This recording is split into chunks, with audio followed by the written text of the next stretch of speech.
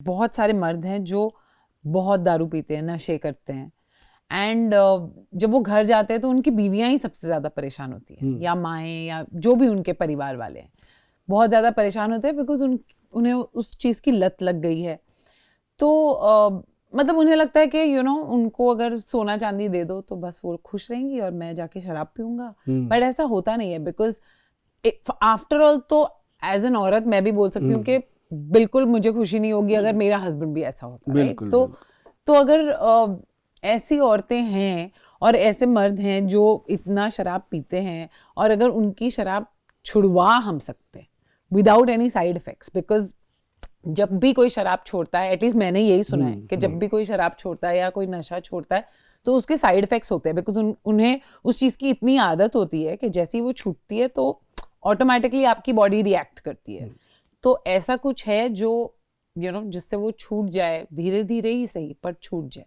जो लोग शराब पीते हैं, अब एक लोग तो नशे करते हैं, कोई अफीम खाता है, कोई स्मैक लेता है, कोई चिट्टा लेता है, कोई वो लोग कमिट कर लेते हैं कि मुझे छोड़ना है, क्योंकि उनको प्रॉब्लम होती है फिजिकल। जो शराब पीते हैं वो लोग कमिट नहीं करते कि मैंने छोड़ना है। हाँ, उन्हें शायद कोई फर्क भी नहीं पड़ता, वो कहते हैं हमें कोई फर्क नहीं पड़ता।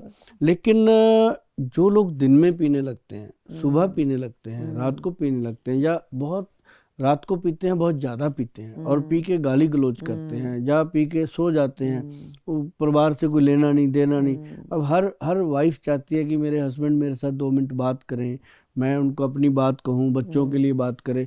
वो उसको कोई फुर्सत, वो कहता है पैसे ले ले जितने मर्जी। मेडिसिन क्या है कि एक लिक्विड फॉर्म में है, पीने वाले ड्रॉप्स हैं, और एक हमारी जो मेडिसिन है वो है कैप्सूल रूप में। जो देश के बाहर जाती हैं दवाइयाँ, वो यहाँ की शराब और वहाँ की शराब जमीन आसमान का फर्क है मैडम, जमीन आसमान का। यहाँ की शराब 100% मिलावट उसमें होती है इन चीज़ों की, जो नुकसान करती हैं बॉडी पे, और उनके ऊपर बहुत ज़्यादा प्योर मेडिसिन भी काम नहीं करती, तो उनको दवाइयाँ भी वैसी ही प्रोवाइड करनी पड़ती हैं। तो यहाँ की जो लिक्विड दवाई है वो हम उनको बोलते हैं कि इसकी 5 बूंदें दिन में 2-3 बार दे दो।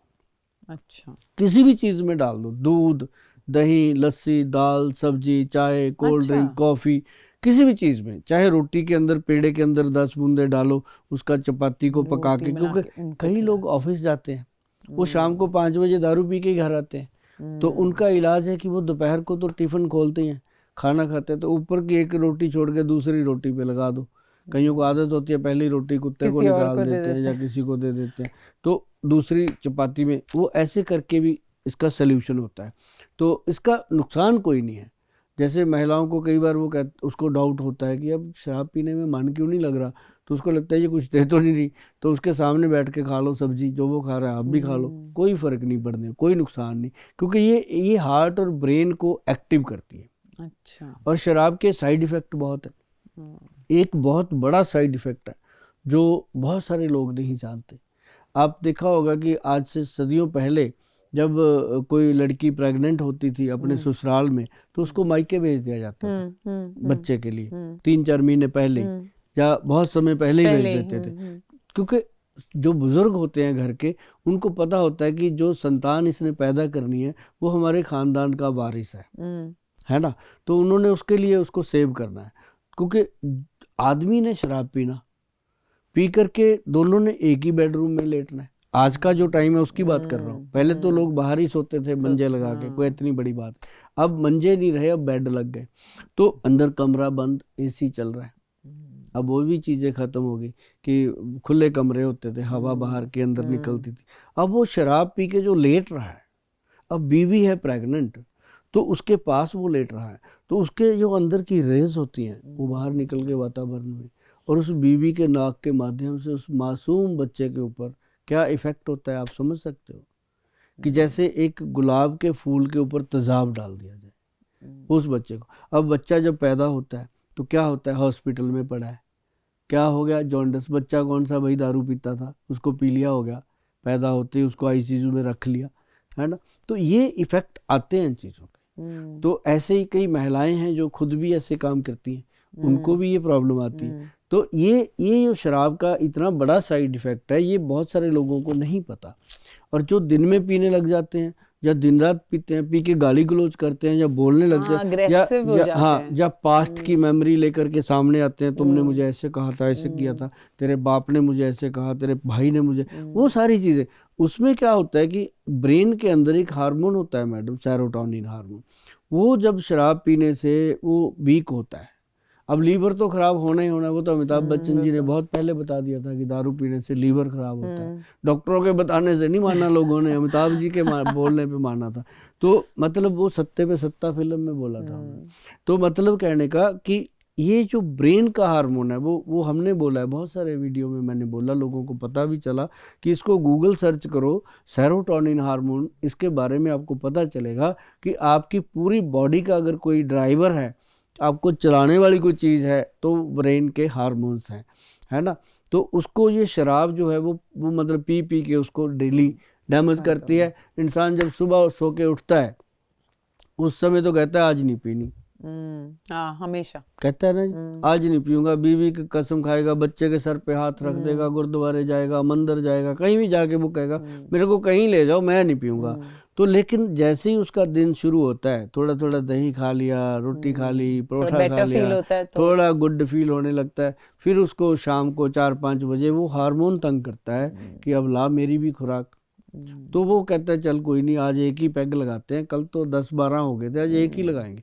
तो मन में ले लेता है कि एक लगाया, फिर 10-15 मिनट बाद कहते हैं चल एक और लेते हैं, ठीक हो जाएगा, एक और ले लिया, फिर 3 हो गए। जब 3 हो गए, ना अपने आप का ना फिर अपने बाप का, फिर वो शुरू हो गया, फिर दूसरे दिन वही प्रक्रिया, आज नहीं पीऊंगा। मतलब ये चलते चलते 15-20 साल जब गुजर जाते हैं, फिर वो ऐसे ऐसे जब कोई बोतल उठाता है ना, फिर ऐसे ऐसे करता है, फिर ऐसे आधी डुल जाती है, आधी गिर जाती है, आधी निक डाल लेता है, ऐसे ऐसे करके वो फिर उसका क्या होता है कि हार्मोन इतना वीक हो जाता है कि उसका पूरा नर्व सिस्टम वीक हो जाता है। और ऐसे पेशेंट को छुड़ाने में आनंद आता है मैडम। हम ऐसे ऐसे पेशेंट को शराब छुड़ा चुके हैं, लाखों पेशेंट हैं जो रिकॉर्ड में हैं, और आज तक किसी भी पेशेंट को कोई साइड इफ़ेक्ट का नहीं है। और हमारे जितने भी वीडियो हैं सब पे कमेंट आते रहते हैं लोगों के। आज तक इतने कमेंट तो आए होंगे कि गोयल साहब को मिलने गए थे, कि गोयल साहब को जब मिल लिए तब तो बहुत अच्छा हो गया, लेकिन जब तक नहीं मिले बाहर बहुत मुश्किल होती है कि वेटिंग है बहुत ज़्यादा, ये है। पर आज तक कोई ऐसा कमेंट नहीं है कि कोई मेडिसिन के बारे में किसी ने कुछ कहा हो। बस यही हमारी एक बहुत बड़ी कमाई है या लोगों का आशीर्वाद है। बाकी जो भीड़ होती है वहाँ खचाखच तो होती हैं चीज़ें, वो उसके लिए हम अब टीवी चैनल पे माफ़ी मांग लिया करते हैं लोगों से कि भाई असुविधा के लिए खेद है। और वहाँ लंगर लगा रहता है खाने का हमेशा, क्योंकि हम पंजाबियों की आदत है लंगर खाना भी और लंगर लगाना भी। तो वो लंगर लगा रहता है, चाय पानी जो भी इंसान मांगता है खाने पीने को उसको मिलता है, लेकिन वो चीज़ नहीं मिल पाती कि मेरा नंबर पहले लगा दो। उसमें दिक्कत आती है, दिक्कत आएगी नंबर बारी आएगी। लेकिन शराब छुड़ाने के लिए जो दवाई हमारे वैद्य जी ने बनाई है वो मैडम वाकई कमाल की है। चाहे बिना बताए दे दो, यदि वो बता के लेने को तैयार है तो बता के दे दो, कोई प्रॉब्लम नहीं आती। और 3 महीने हम पहले दवाई देते हैं, जैसे 1-1 महीने की करके देते हैं, तो 3 महीने में हमारा पेशेंट जो है वो शराब पीना बंद कर देता है। अच्छा। और उसके बाद फिर हम उसको 3 महीने और देते हैं ताकि वो दोबारा फिर शराब की तरफ मुँह ही ना कर पाए। ये इसका एक बहुत बड़ा गुड रिजल्ट है दवाई का। हमने ये देखा है कि वो फिर घर में मेहमान आते हैं उनको शराब सर्व कर सकता है, खुद नहीं पीता।